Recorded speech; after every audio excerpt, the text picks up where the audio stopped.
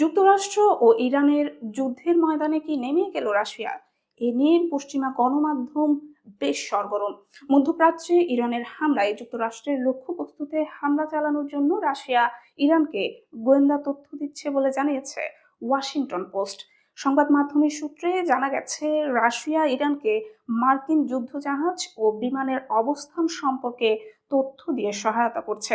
খবরে বলা হয়েছে, ঠিক কতটা সহায়তা দেওয়া হচ্ছে তা পুরোপুরি স্পষ্ট নয়। তবে গত শনিবার যুক্তরাষ্ট্র ও ইসরায়েল যখন তেহরানের বিরুদ্ধে হামলা শুরু করেছে, তখন ইরানের সামরিক বাহিনীর নিজস্ব লক্ষ্য নির্ধারণের সক্ষমতা কমে গেছে। এর ফলে ইরান পাল্টা হামলা চালিয়ে যুক্তরাষ্ট্র, ইসরায়েল ও তাদের মিত্রদের অর্থনৈতিক ও কৌশলগতভাবে চড়া মূল্য দিতে পারছে। সংঘাতের মধ্যে কুয়েতে মার্কিন সেনারা নিহত হয়েছে। সোয়াইবা বন্দরে ড্রোন হামলায় 6 রিজার্ভ সেনা প্রাণ হারিয়েছে।